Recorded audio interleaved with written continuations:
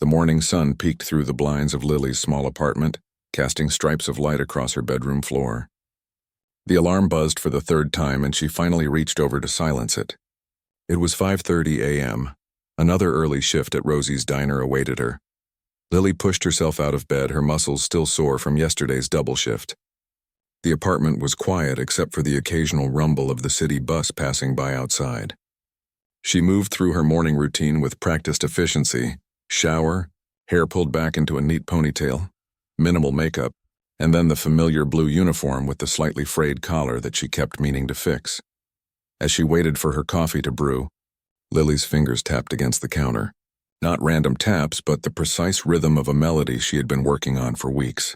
Her eyes drifted to the corner of her living room where her keyboard sat covered with a thin cloth. She hadn't touched it in 3 days, a record for her. But bills were piling up, and extra shifts at the diner meant less time for music. The coffee maker gurgled its final notes, and Lily poured the dark liquid into her travel mug. She allowed herself just 2 minutes to sit at her small kitchen table, savoring the warmth and caffeine before heading out into the cool morning air. The walk to Rosie's diner took exactly 12 minutes, 13 if she hit all red lights. Lily knew every crack in the sidewalk, every storefront, and could predict which neighbors she'd pass at this hour. There was the old gentleman walking his spotted dog, the young lawyer with perpetually untied shoelaces rushing to catch the early train, and the newspaper vendor who always nodded but never spoke. Lily reached the back entrance of the diner at 6:15 a.m. right on time. She could already hear the clatter of pots and pans from the kitchen where the cook, Walt, had been working since 5 a.m. "Morning," she called out, hanging her jacket on the hook by the door. Walt grunted in response, his usual greeting. He was a man of few words but exceptional home fries. His hands moved with surprising grace for someone so large, flipping eggs and assembling breakfast plates with the precision of a surgeon. Lily tied her apron around her waist and began her opening routine, filling salt and pepper shakers, checking napkin dispensers, wiping down menus. The familiar tasks allowed her mind to wander. In her head, she was working through a bridge section of her newest composition, one that had been giving her trouble for weeks. The front bell jingled as Rosie herself came in. Despite the diner bearing her name, Rosie wasn't around much these days, having semi-retired 5 years ago. Still in her 60s, she moved more slowly than she used to, but carried herself with the confidence of someone who had built something lasting. "Morning, sunshine," Rosie said, her gravelly voice the result of decades of cigarettes she'd finally quit 3 years ago. "Ready for the breakfast rush?" Lily nodded, offering a genuine smile. Despite the early hours and modest pay, she liked Rosie. The older woman had given her a job when she'd first arrived in the city 6 years ago, desperate and with only her keyboard, a suitcase, and a music degree that wasn't opening any doors. The first customers arrived precisely at 6:30 a.m., the regulars whose orders Lily could recite in her sleep. There was Tom, the bus driver who always wanted 2 eggs over easy with extra crispy bacon. Then came the construction crew from the site 2 blocks down, 5 hungry men who ordered the same huge breakfasts but rotated who would pay each day. By 7:15 a.m., the diner was filling up with the pre-work crowd, office workers grabbing coffee and pastries to go, a few salespeople having quick meetings over pancakes, and the occasional tourist who'd stumbled upon the unassuming diner and found themselves charmed by its authentic 1950s decor. Lily moved between tables with practiced efficiency, her mind splitting between taking orders and the melody still playing in her head. She hummed quietly as she refilled coffee cups, the tune becoming clearer as the morning progressed. "That's pretty," said an older woman sitting alone by the window. "What song is that?" Lily felt her cheeks warm slightly. She hadn't realized she'd been humming loud enough for others to hear. "Just something I'm working on," she admitted, pouring more coffee into the woman's cup. The woman, a regular whose name Lily could never remember but who always ordered tea and toast with a side of sliced tomatoes, raised her eyebrows. "You write music?" Lily nodded, already stepping back, ready to move to the next table. Talking about her music with strangers always made her uncomfortable. It felt too personal, too revealing. "You any good?" the woman pressed, seemingly unbothered by Lily's obvious desire to end the conversation. The question hung in the air. Was she any good? 6 years ago, her professors had thought so, They'd used words like promising and unique voice. But then came rejection after rejection, audition after failed audition, until eventually, Lily stopped putting herself out there. "I'm okay," she finally said with a shrug, then turned to greet a young couple who had just sat down in her section. The breakfast rush peaked at 8 a.m., and for the next hour, Lily had no time to think about music or much of anything beyond orders, refills, and making change. Her feet ached in her sensible shoes, and a spot between her shoulder blades tightened into a knot. Still, she kept moving, kept smiling, kept being the friendly waitress everyone at Rosie's had come to expect. By mid-morning, the crowd had thinned out.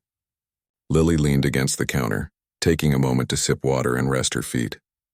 The radio playing softly in the background switched songs, and immediately, Lily's ear caught the key, the tempo, the chord progression.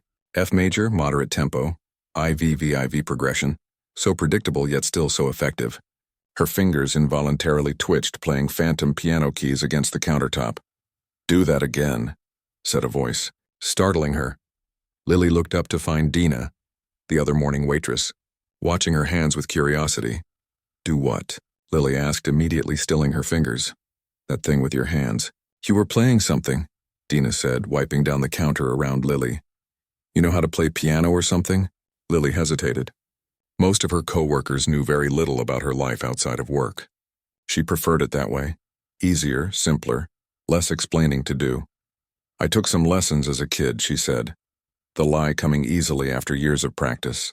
Easier than explaining her bachelor's degree in music composition, the scholarship to the prestigious conservatory, the early promise that had faded into waiting, tables and playing keyboard alone in her apartment. Dina seemed satisfied with the answer and moved on to help a customer who was trying to get her attention. The rest of Lily's shift passed without incident. She served the lunch crowd, different faces but equally predictable in their orders and behaviors. By 2 p.m., her replacement had arrived, and Lily was counting her tips in the back room. Not bad. Enough to cover groceries for the week and maybe put a little aside for the ever-growing new keyboard fund she kept in an old cookie tin at home. As she walked home, Lily felt the weight of the day lift slightly with each step away from the diner. The melody that had been playing in her head all morning was clearer now, demanding to be written down, to be played, to be heard. Instead of going straight home, Lily made a detour to a small park 3 blocks from her apartment. She found an empty bench and sat down, pulling a small notebook from her bag. It wasn't proper sheet music paper, but it would do. Her pencil moved quickly, jotting down notes, marking rhythm, sketching out the bridge section that had finally come together in her mind during the lunch rush. For 20 minutes, Lily was no longer a waitress with aching feet and coffee stains on her uniform. She was a composer, creating something from nothing, translating the sounds in her head into symbols that could make those sounds real. A kid's shout of laughter nearby broke her concentration. Lily looked up, suddenly aware of the time.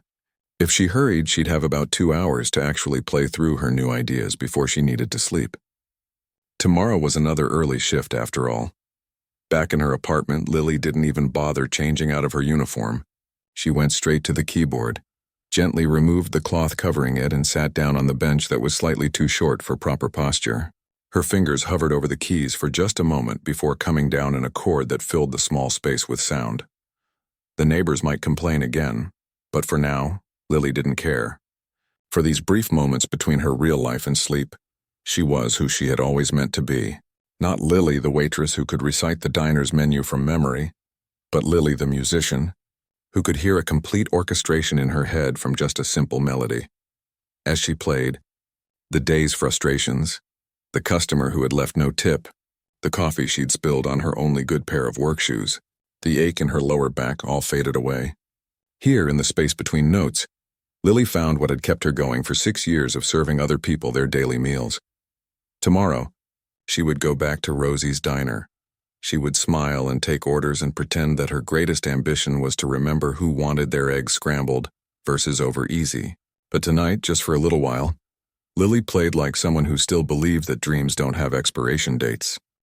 What nobody at the diner knew, not Rosie, not Walt, not Dina, not the regulars who thought they knew her from hundreds of morning exchanges, was that the quiet waitress who remembered their orders and laughed politely at their jokes had once performed on stages to standing ovations, that she had a folder of compositions that professors had called brilliant, that beneath the blue uniform with the slightly frayed collar beat the heart of an artist who hadn't quite given up. Not completely, not yet. 3 weeks had passed since Lily had written down that melody in the park.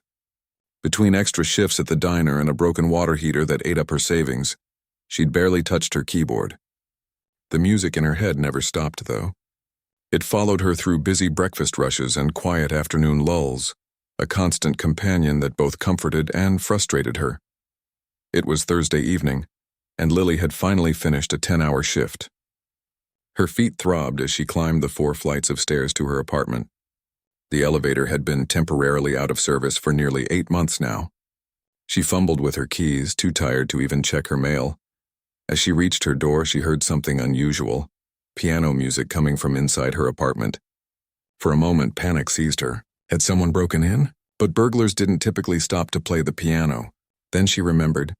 Abby, her cousin, who was visiting from out of town. Lily had given her the spare key this morning. Lily opened the door to find Abby sitting at her keyboard, playing through one of the pieces Lily had composed last year. "Sorry," Abby said when she noticed Lily standing there. "I found your music sheets and couldn't resist." "This is really good, Lil, like really good." Lily dropped her bag and sank into her worn armchair. "Thanks, it's nothing special." "Nothing special?"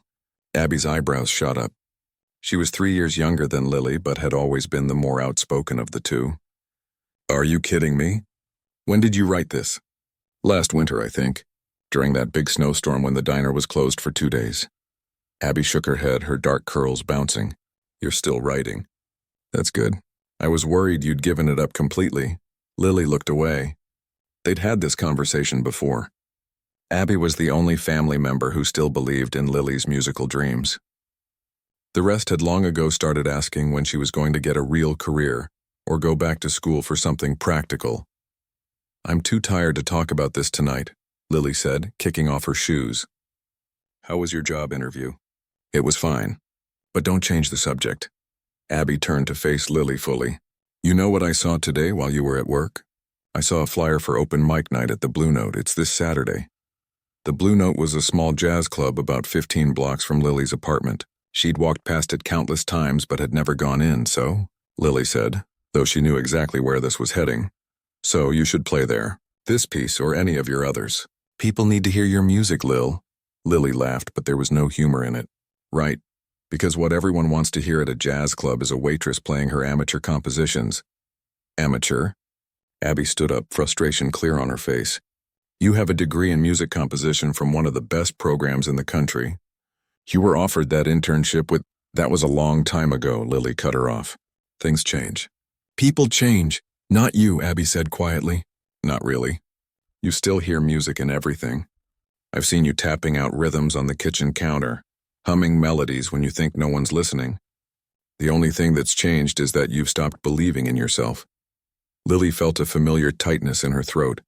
She was too tired for this, too worn down by years of rejection and self-doubt.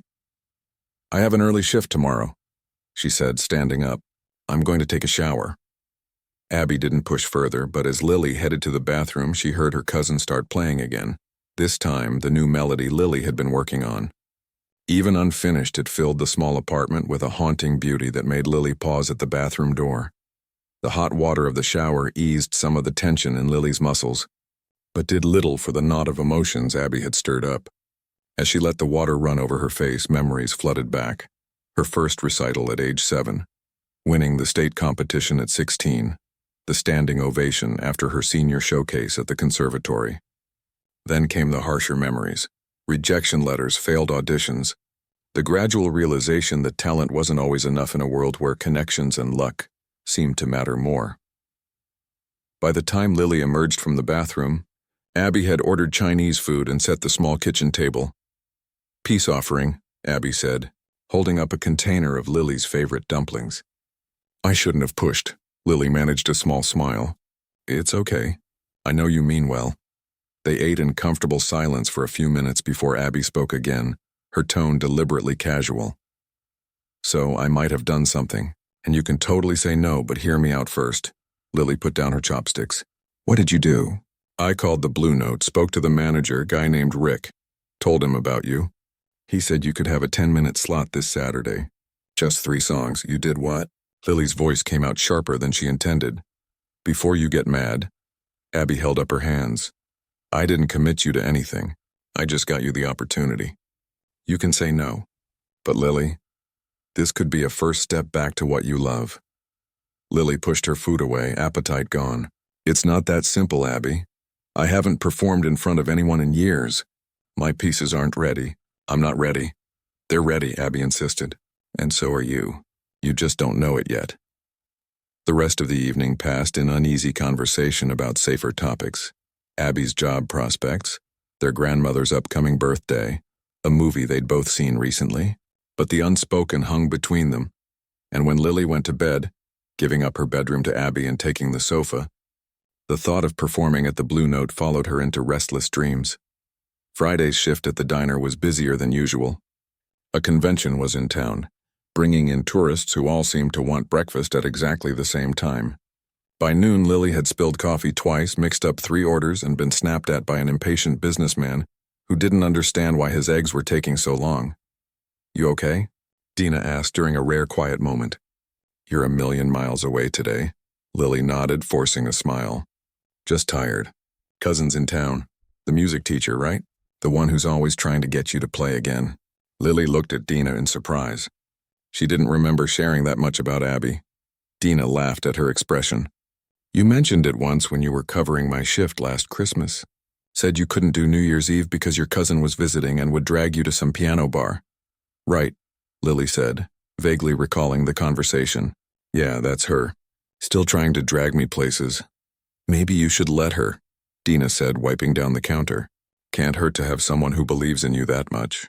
Before Lily could respond, the lunch crowd began trickling in, and the conversation was forgotten in the rush of orders and plates and tips. That evening, Lily returned home to find Abby sitting cross-legged on the living room floor, surrounded by sheet music, Lily's compositions, neatly organized into piles. I hope you don't mind, Abby said, looking up. I thought it might help to organize these by style. These 3 would be perfect for tomorrow night. Lily hung up her jacket, too exhausted to be angry. I never said I would do it. I know. Abby patted the floor beside her. Come sit. Just look at what I've found. With a sigh, Lily joined her cousin on the floor. The pages spread around them represented years of work. Melodies born on slow walks home from the diner, harmonies that came to her while washing dishes, rhythms inspired by the city itself. Remember this one? Abby held up a piece Lily had composed during their grandmother's illness 3 years ago. You played it for her in the hospital. She said it was like hearing her life story in music. Lily took the pages, fingers tracing the notes she knew by heart. I remember. And this, Abby handed her another composition. This is the one you were working on when you first moved here. You said it was about taking chances. For the next hour, they went through pile after pile, each piece carrying memories, each note representing a piece of Lily's journey. Without realizing it, Lily began to play snippets on the keyboard, making small adjustments, hearing how the pieces had evolved in her mind even when she hadn't put pen to paper. 3 songs, Abby said softly when they had gone through everything. That's all. 10 minutes to remember who you really are. Lily looked at her cousin, at the hope shining in her eyes, and felt something shift inside her, a tiny crack in the wall she'd built around her dreams. I'd need to practice tomorrow before my shift, she said. Not quite a yes, but no longer a definite no. Abby's face lit up. I already asked Rick. You can use their piano tomorrow morning at 9. The place doesn't open until evening. Lily shook her head, a reluctant smile forming. You were pretty confident I'd agree, weren't you? Not confident, Abby corrected. Hopeful. Saturday morning found Lily standing outside the Blue Note, clutching a folder of music and trying to ignore the butterflies in her stomach. The club looked different in daylight, smaller, less intimidating, with worn blue paint around the windows and a faded sign. A tall man with salt and pepper hair opened the door before she could knock. You must be Lily. Your cousin said you'd be punctual. He held out his hand. I'm Rick. Come on in. The inside of the club was dimly lit even during the day, with small tables clustered around a modest stage where a grand piano stood. It wasn't a fancy piano, It had clearly seen years of use. But as Rick led her toward it, Lily felt a pull that had nothing to do with Abby's encouragement. "It's all yours until noon," Rick said, gesturing to the piano. "I'll be in the back doing inventory if you need anything."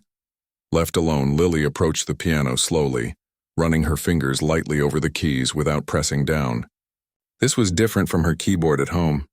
This was real, with weight and history and the potential to fill a room with sound. She sat down, adjusted the bench, and placed her music in front of her. Then, taking a deep breath, she began to play. The first few notes were hesitant, her fingers stiff with nerves.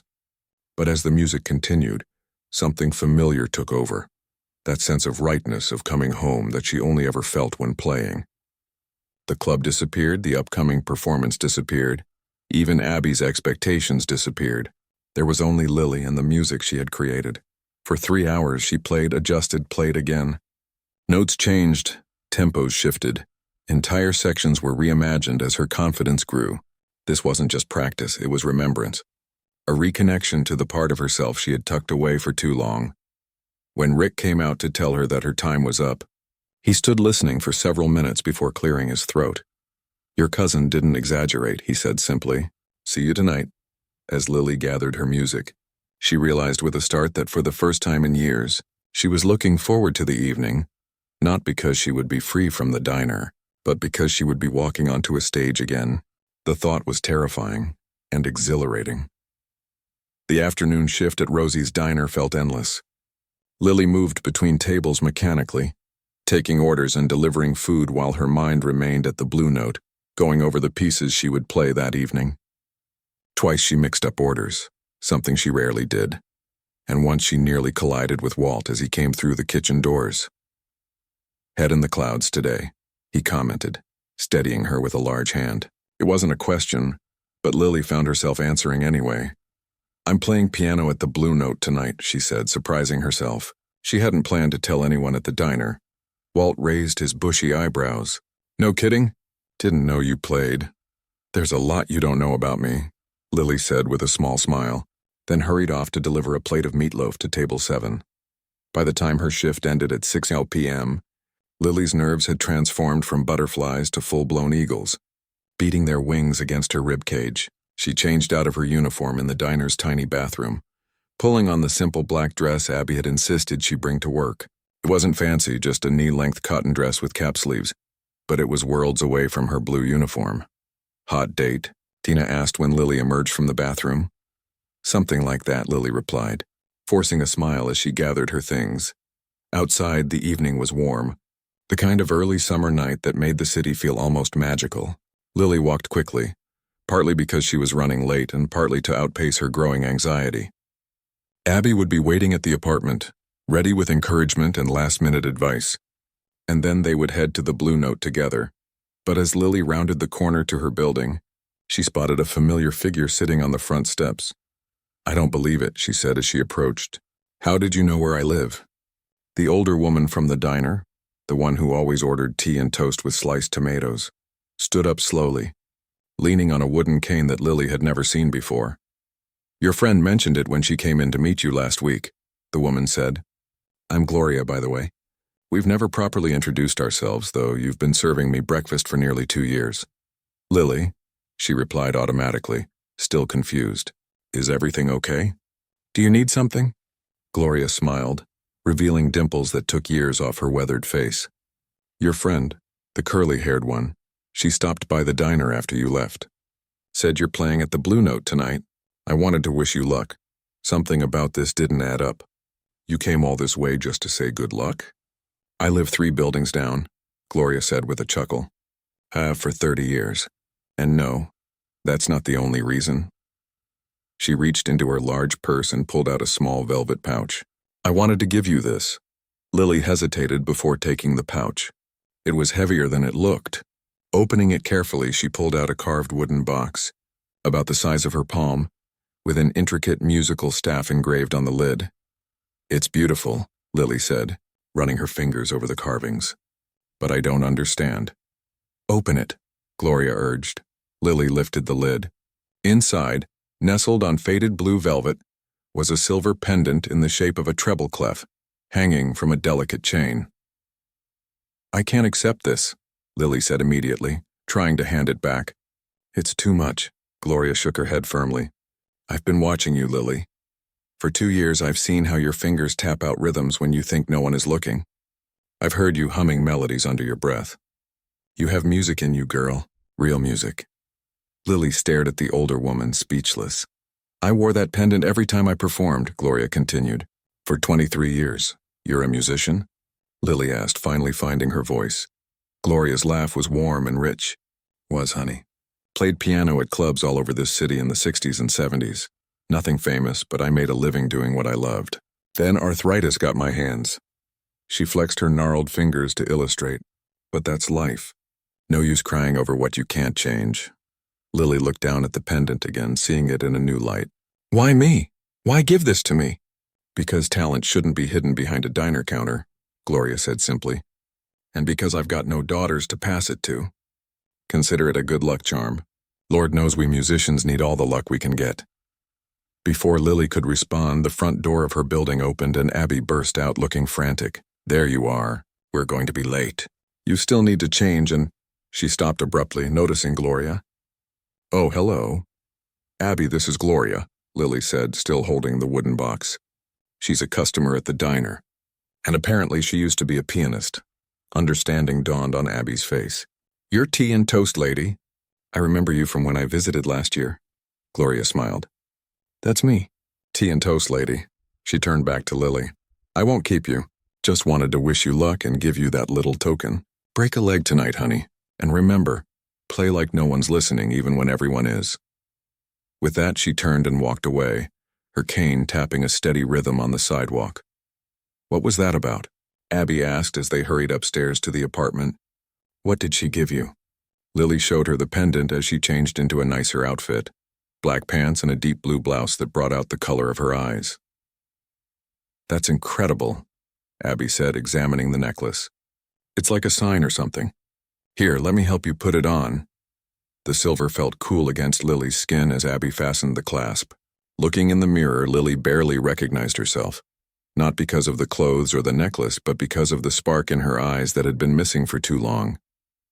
"Ready?" Abby asked, checking her watch. "We should go. Your slot is at 8:30, but Rick said to be there by 8. Lily took a deep breath, touching the pendant for reassurance. "Ready as I'll ever be." The blue note was already half full when they arrived.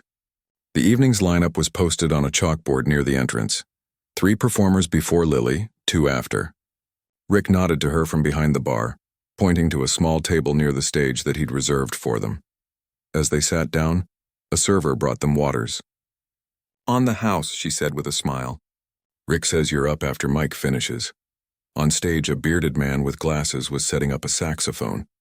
The crowd was a mix of ages and styles, some dressed up for a night out, others casual in jeans and t-shirts.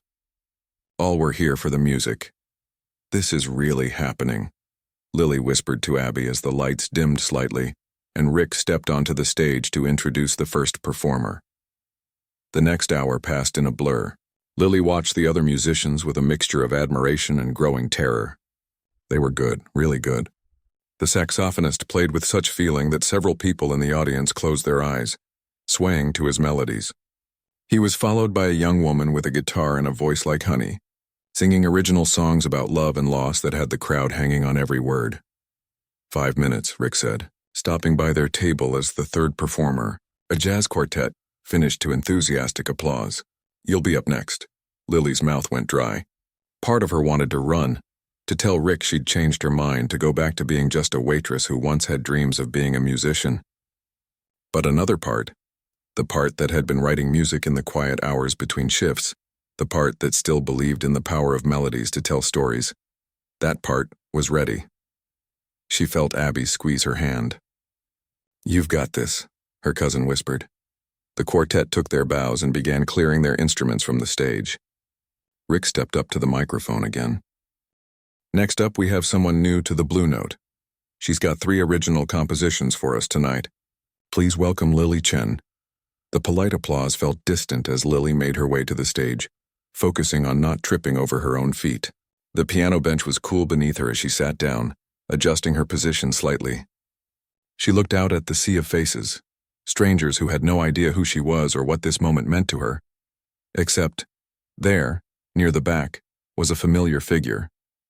Gloria had come, sitting at a small table by herself, her cane resting against the wall beside her. She caught Lily's eye and gave a small nod of encouragement. And there was something else unexpected. By the door, still in his cooking clothes, stood Walt from the diner. Next to him was Dina, who gave Lily a thumbs up when she noticed her looking. Lily's fingers hovered over the keys for a moment. Then, remembering Gloria's words, "Play like no one's listening, even when everyone is," she began. The first piece was the one she'd written during the snowstorm, a gentle, flowing melody that built slowly like falling snow accumulating on silent streets. She'd called it Winter's Quiet in her head, though she'd never officially named it. As she played, the nervousness fell away. There was only the music, the feel of the keys beneath her fingers, the story she was telling through sound. When the final notes faded, there was a moment of silence before the applause began. Warm, genuine applause that wrapped around her like an embrace. Lily didn't look up, moving seamlessly into her second piece without introduction. This one was different, faster, with unexpected turns and playful rhythms. It was the city at rush hour, the organized chaos of life that she observed every day from behind the diner counter. Her fingers danced across the keys, finding joy in the complexity, in the challenge of bringing order to musical chaos. More applause followed, louder this time. Lily finally allowed herself a small smile as she prepared for her final piece. The newest one, the one that had been forming in her mind for weeks. It was the most personal of the three, a melody that spoke of dreams deferred but not abandoned, of quiet hope that persists even in the face of disappointment. As she played the final chords, Lily felt something shift inside her, a wall crumbling, a door opening. The applause that followed seemed to come from everywhere, filling the small club with appreciation and, more importantly, recognition. These people, strangers just minutes ago, had heard her music, her true voice, and they had listened. That was Lily Chen, Rick announced as she stood to take a small bow. Remember that name, folks? As Lily made her way back to Abby, who was beaming with pride, several people stopped her to offer compliments. One man handed her a business card saying something about a friend who ran a recording studio, but Lily was too overwhelmed to process it properly. "You were amazing," Abby said, hugging her tightly.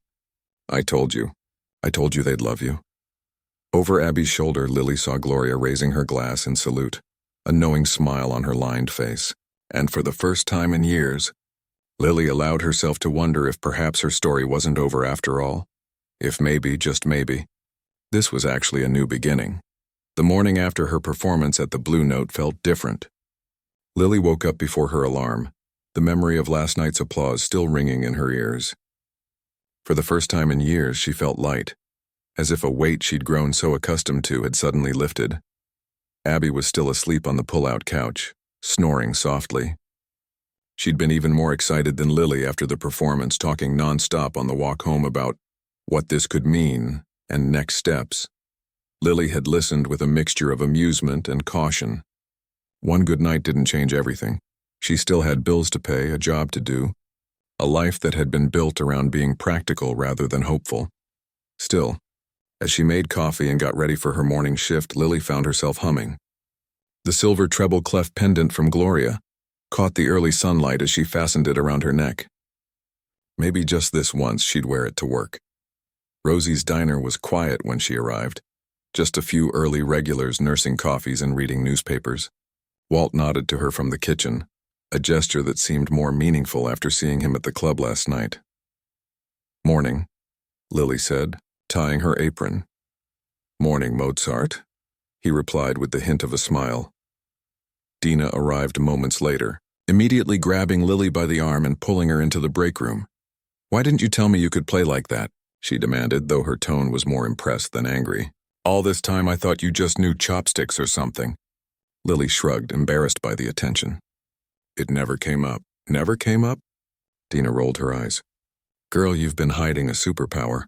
And don't think I didn't notice that guy who gave you his card. Who was he?" "I don't know," Lily admitted. "Some producer or manager or something. I didn't really look at the card." Dina stared at her in disbelief. Please tell me you at least kept it. Abby has it. Lily started filling salt shakers, hoping to end the conversation. It's probably nothing. Nothing? Lily, people don't just hand out cards at open mic nights unless they hear something special. Dina crossed her arms. Promise me you'll at least call the number. Before Lily could respond, the bell over the door jingled, announcing the arrival of the morning rush. For the next few hours, she fell into the familiar routine of taking orders, delivering food, and making small talk with regulars. But something had shifted. Several customers did double takes when she approached their tables. You look different today, one woman commented. Did you change your hair? It's the necklace, her husband said. Nice pendant. Lily's hand went to the treble clef automatically. Thank you. It was a gift. Around 10, Gloria came in and took her usual window seat. Lily brought her tea and toast without being asked. Thank you for coming last night, Lily said quietly. It meant a lot, Gloria's eyes twinkled. Wouldn't have missed it. You played beautifully, especially that last piece, the one about hope. Lily hadn't told anyone what that piece was about, hadn't even fully admitted it to herself until she was playing it. How did you know? Music speaks, Gloria said simply, to those who know how to listen. She reached into her purse and pulled out a newspaper. Page 6, bottom right. Confused, Lily took the paper and turned to page 6. There, in a small box at the bottom of the page, was a review of last night's performances at the Blue Note. Her eyes widened as she read. The highlight of the evening was newcomer Lily Chen, whose original piano compositions displayed remarkable emotional depth and technical skill. Particularly moving was her final piece, an unnamed work that seemed to capture the bittersweet nature of deferred dreams. Keep an eye on this rising talent. I don't understand, Lily whispered. How did this happen? Pete Jackson was there last night, Gloria explained. Music critic for the paper. Old friend of mine, actually. I might have mentioned you were playing? Lily handed the paper back, her hands trembling slightly. Thank you. Don't thank me for something you earned, Gloria said firmly. Now, are you going to call that number on the card? Or do I need to steal it from your cousin and make the call myself? The rest of Lily's shift passed in a blur. Regular customers who had seen the review came in specifically to congratulate her. Walt made her favorite sandwich for lunch without being asked. Even Rosie, who rarely showed emotion, patted her on the shoulder and said, "About time someone noticed." By the time Lily got home, Abby was packing her small suitcase. Her train back home was leaving in a few hours. There you are, Abby exclaimed. Your phone's been ringing all morning. That guy from last night, his name is Dave. He's called 3 times. I finally answered and told him you'd call back. Lily sank onto the bed. This is happening too fast. Too fast? Lil, it's been 6 years of nothing happening. The universe is finally catching up. Abby sat beside her. Dave wants to meet with you tomorrow. He works with an indie label. They're looking for composers for a documentary soundtrack. A soundtrack? Lily's heart raced. I don't know anything about writing for film. But you know about writing music that makes people feel things. That's what he heard last night. Abby handed her the business card. Just meet with him. That's all. No commitment. After Abby left for the train station, Lily sat at her keyboard staring at the business card. Dave Wilson, creative producer, Horizon Sounds. With shaking fingers, she dialed the number. The meeting was set for the next afternoon at a small cafe near the record label's office. Lily requested the day off from the diner, something she rarely did. Rosie granted it without question. That night, Lily barely slept. She tried on 5 different outfits before settling on simple black pants and a blue blouse. Professional, but not trying too hard. The treble clef pendant completed the look, a small talisman of courage. The cafe was busy when she arrived, but Dave was easy to spot, a tall man with glasses and a friendly smile, waving from a corner table. He stood as she approached. Lily, thanks for coming. I was impressed by your performance the other night. Thank you, she said, taking the seat across from him. I have to admit, I'm not sure why I'm here. I don't have any experience with soundtracks. Dave nodded. Straight to the point. I appreciate that. He pulled out a tablet and turned it toward her. This is a documentary we're producing about urban renewal. The director heard your piece at the Blue Note. He was there with me, and he thinks your sound would be perfect for the project. Lily watched the silent footage on the tablet. Scenes of city life, old buildings being restored, Community gardens growing between concrete structures. It's beautiful, she said honestly. We think so. And we think your music would elevate it. He slid a folder across the table. This is our proposal. Take your time to look it over.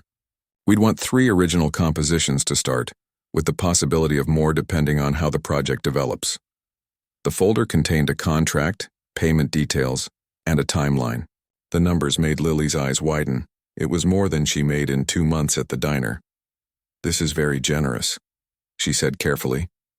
But I have a job. I can't just... This wouldn't be full-time, Dave assured her. At least not yet. We understand you have commitments. We're talking about a freelance arrangement to start. Relief washed over her. As tempting as it was to dive completely into this opportunity, the practical side of Lily, the side that had kept her afloat for 6 years, knew better than to quit her steady job for a single project. When would you need the first piece? She asked, starting to consider the possibility. 2 weeks for the first draft. We'd provide feedback, work with you on revisions.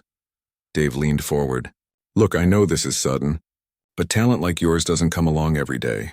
The emotion in your playing, that's what grabbed us. That's what this project needs. Lily thought about Gloria's pendant, about Walt showing up at her performance, about Dina's excitement, about Abby's unwavering belief. She thought about the years spent hiding her gift, about the melodies that never stopped playing in her head even when she tried to ignore them. I'd like to try, she said finally. I can't promise it will be what you're looking for, but I'd like to try. Dave's smile widened. That's all we're asking. The next few weeks were a balancing act. Lily continued her shifts at the diner while spending every free moment at her keyboard, composing and refining pieces for the documentary.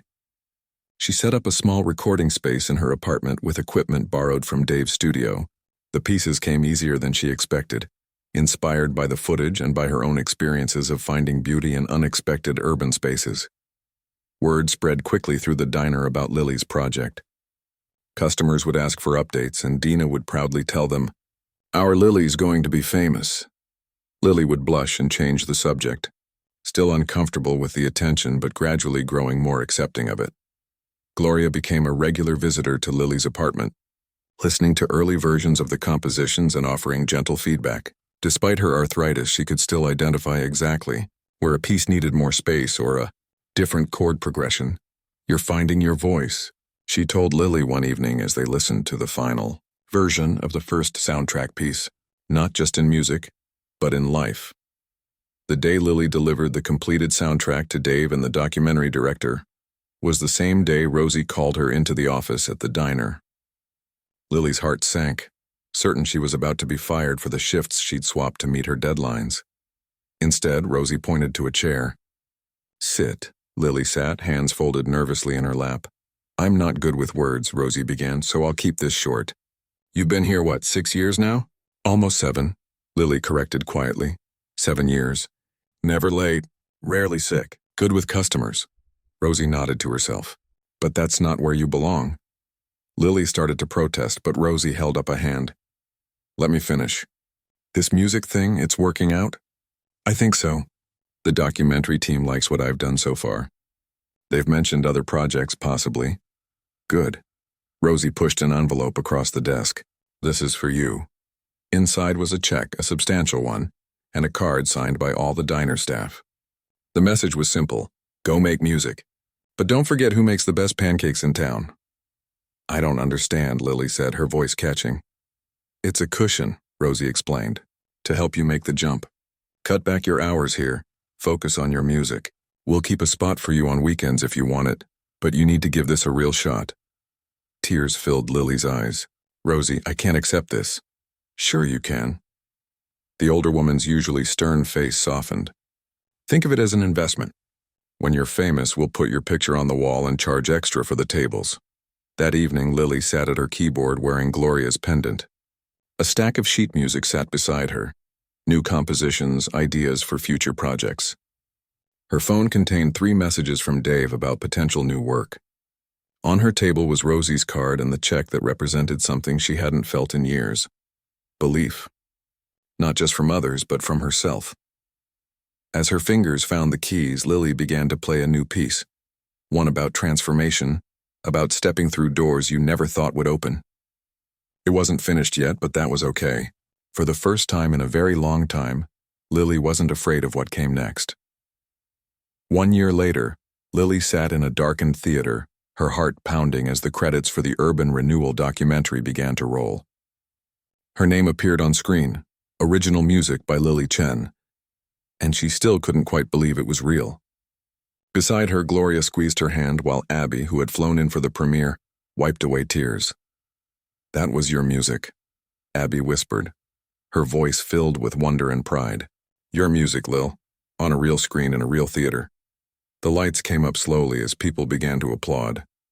At the front of the theater, the director stood to take questions. Lily shrank back slightly in her seat, still uncomfortable with attention despite the past year's changes.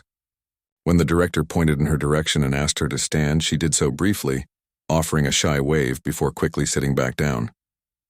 "See, that wasn't so bad," Gloria said, patting her knee. At 72, Gloria had become a fixture in Lily's life. Part mentor, part friend, part surrogate grandmother. "Though you'll need to get better at it. This is just the beginning."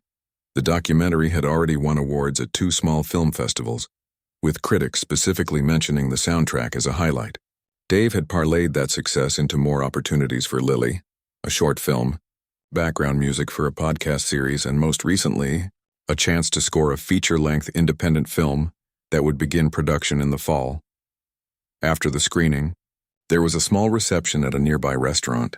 Lily had invited everyone who had supported her journey, Gloria, of course, and Abby, but also Walt and Dina from the diner, Rick from the Blue Note, and even Rosie, though she'd declined, saying simply, "Not my scene, kid, but I'm proud of you. There she is," Dave called as Lily entered the restaurant. He came over with a glass of champagne for her. "The woman of the hour. Everyone's talking about your score." Lily accepted the glass with a small smile. "The film is beautiful. I was just happy to be part of it." "Always so modest," Dave said, shaking his head. "You should hear what the producer of that indie film is saying about your demo tracks. She's already asking if you'd consider doing her next project too." This was still the strangest part for Lily. People actually wanting her music, seeking her out, offering her work. After years of rejection and self-doubt, the validation felt surreal, like something that might be snatched away if she acknowledged it too openly. As the evening progressed, Lily found a quiet moment to step outside for some air. The night was cool, stars barely visible through the city lights. She took off her heels, feeling the concrete beneath her bare feet, grounding herself in the moment. The door opened behind her and Dina stepped out, carrying her own glass of champagne. "Hiding from your fans," she teased, coming to stand beside Lily. Lily laughed softly. "Just needed a minute." "It's a lot, I bet." Dina looked up at the sky. "We miss you at the diner, you know. Saturdays aren't the same without you mixing up Table 7's order." "That was one time," Lily protested, but she was smiling.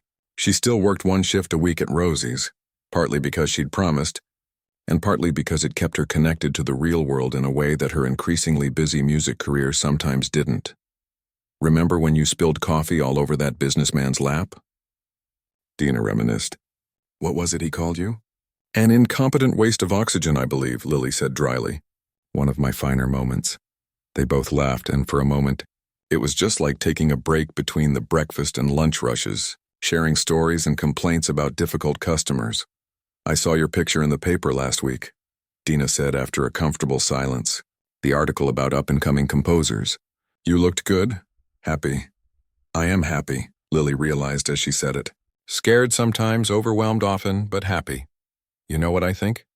Dina said, finishing her champagne. "I think you were always this person. The music was always there. You just needed to let other people hear it." Inside, someone called Lily's name, Dave probably wanting to introduce her to someone else who could further her career. Before going back in, she hugged Dina tightly. "Thank you," she said, "for everything." "Don't get sappy on me," Dina replied, but she hugged Lily back just as tightly.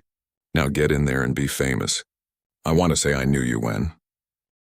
The next morning, Lily woke early out of habit, momentarily disoriented in the hotel room.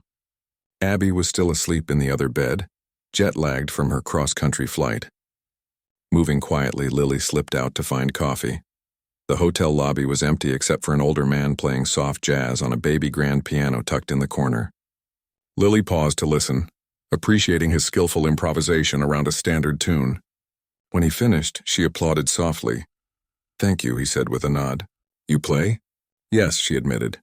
"Piano. Want to sit?" He shifted over on the bench, patting the space beside him.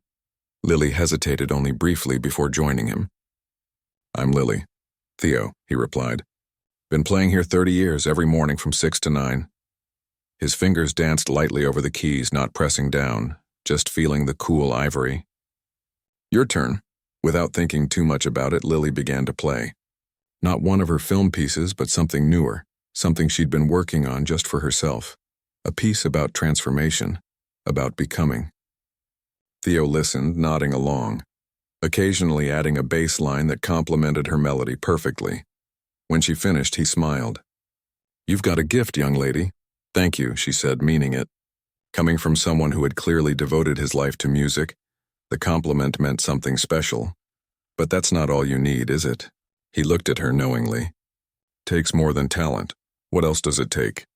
Lily asked, genuinely curious about his perspective after 30 years of playing hotel lobbies. "Courage," he said simply. "Courage to play your own music, not what others expect. Courage to keep playing even when no one's listening. Courage to let the music change as you change." He ran a hand over the piano's polished surface. "I could have done more with my gift. Traveled, recorded, composed, but fear kept me here, comfortable, safe, and do you regret it?" Lily asked softly. Theo considered the question. "Some days. But I've played a lot of beautiful music over the years. Made a lot of mornings better for people passing through. That's something." He stood up slowly. "My coffee break. Piano's all yours if you want it." After he left, Lily remained on the bench thinking about courage and choices. Her phone buzzed with a message from Dave. The director wanted to discuss potential changes to one section of the documentary score before the wider release. Her first instinct was to agree to whatever changes they wanted. That was safer, easier. But as her fingers found the keys again, playing the theme in question, she knew in her heart it was already exactly what it needed to be. The music told the story she wanted to tell. Her interpretation of the filmmaker's vision, yes, but also her own artistic statement. For the first time, Lily felt the confidence to stand behind her work. Not arrogantly, but with quiet assurance that she had created something of value that deserved to exist as it was. She texted Dave back, "Happy to discuss, but I feel strongly about that section. Let's find a solution that works for everyone." Later that day, Lily returned to her apartment after seeing Abby off at the train station. Though her success had brought more money, she still lived in the same small place. She'd upgraded her keyboard to a digital piano that better captured the nuances of her playing, but otherwise little had changed in her physical surroundings. Everything else, though, had transformed. The walls that had once felt like they were closing in now seemed to contain possibility. The street noise that had once distracted her now sometimes inspired new melodies. Even the cracked ceiling that she'd stared at on countless sleepless nights now reminded her of the beauty that could exist within imperfection. On her kitchen table was a stack of mail, bills, junk, and a large envelope from Horizon Sounds containing contracts for the upcoming feature film project. Beside it was a smaller envelope addressed in Gloria's distinctive handwriting. Inside was a newspaper clipping, a photo of Lily at the Blue Note from that first night, taken by someone in the audience and recently published as part of a feature on the club.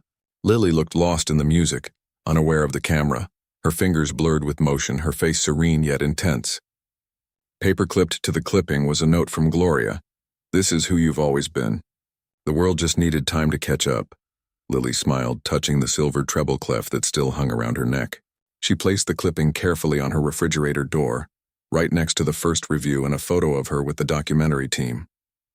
Sitting at her piano, Lily opened a blank page of sheet music. There was still so much she wanted to express, so many stories she wanted to tell through her compositions. The journey from waitress to working composer hadn't been simple or straightforward.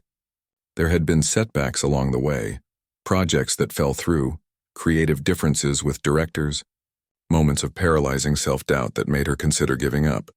But each time, she'd found her way back to this, fingers on keys, heart open, creating something from nothing.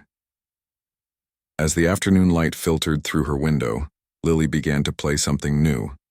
This piece wasn't for a film or a client. It was for herself, for Gloria, for Abby, for everyone at Rosie's diner who had seen her even when she was trying to be invisible. It was about a journey that wasn't ending but evolving, about talent hidden and then finally joyfully revealed. Outside, the city continued its eternal rhythm, people rushing to jobs, pursuing dreams, serving others, finding their way. Somewhere across town, a new waitress might be taking orders, hiding her own gifts, waiting for the moment when someone would truly see her. But here, in this small apartment, Lily Chen played on, her music finally finding its way into the world, note by beautiful note.